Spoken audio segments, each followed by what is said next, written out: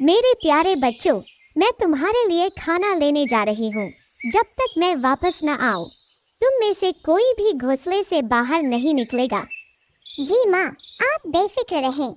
मैं अपने बहन और भाई का ख्याल रखूंगा और हम सब आपकी बात मानेंगे। यह सुनकर सुनहरी खुराक की तलाश में जंगल की तरफ उड़ गई। उधर तीनों बच्चे घोंसले में बैठे बातें करते रहे।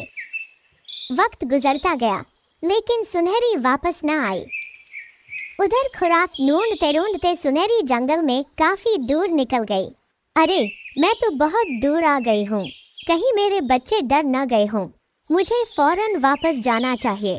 उधर घोंसले में बच्चे बेचैन हो रहे थे। तीनों भाई, माँ अभी तक वापस क्यों नहीं आई? आज तो बहुत देर हो गई है। भाई, कहीं माँ को किसी शिकारी ने तो नहीं पकड़ लिया? नहीं, ऐसा कुछ नहीं होगा।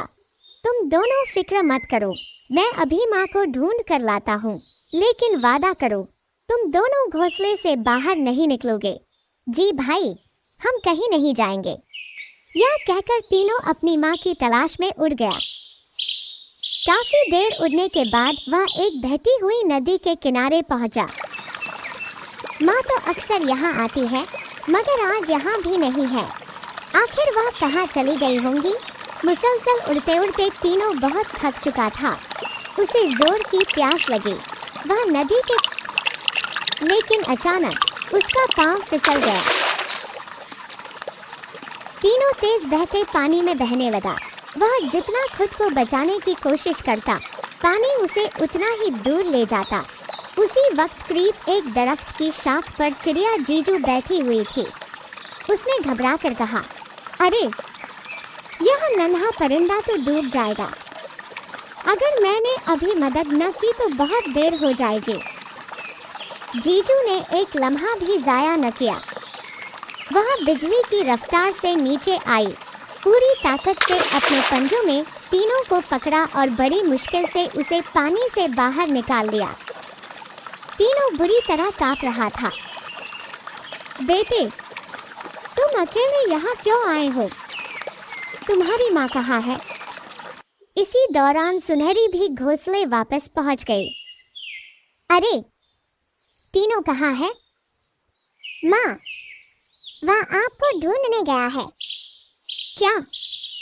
वह घोंसले से बाहर चला गया? माँ, आप बहुत देर से आ रही थी। हमें लगा शायद आप किसी मुसीबत में हैं, इसलिए भाई आपको ढूंढने निकल गए। यह सुनते ही सुनहरी की आंखों में आंसू आ गए। वह परेशानी में अपने बच्चे को ढूंढने निकल पड़ी।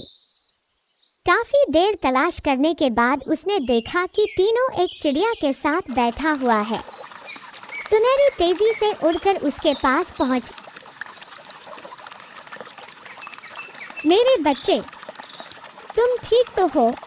जी माँ, अब मैं ठीक हूँ। माँ, मैं आपको ढूंढते ढूंढते यहाँ आ गया था, लेकिन आप कहीं नहीं मिली। मुझे बहुत प्यास लगी थी, इसलिए मैं पानी पीने बैठ गया। अचानक मेरा पाँव फिसल गया और मैं तेज पानी में बहने लगा। मैंने सोच लिया था कि शायद आज मैं आपको दोबारा कभी न देख सकूं। लेकिन उसी वक्त जीजू आंटी ने मुझे देख लिया। उन्होंने अपनी जान की परवाह किए बगैर मुझे पानी से बाहर निकाल लिया। अगर वह न आती तो शायद आज मैं जिंदा न होता। जीजू बहन, आज आपने मेरे बच्चे की जान बचाई है। मैं जिंदगी भर आपका यह एहसान नहीं भूलूंगी। सुनहरी बहन, इसमें एहसान की कोई बात नहीं। हम सब एक ही जंगल के रहने वाले हैं। मुश्किल वक्त में एक दूसरे की मदद करना हमारा फराजा है। आज मुझे मौका मिला तो मैंने अपना फराजा अदा किया।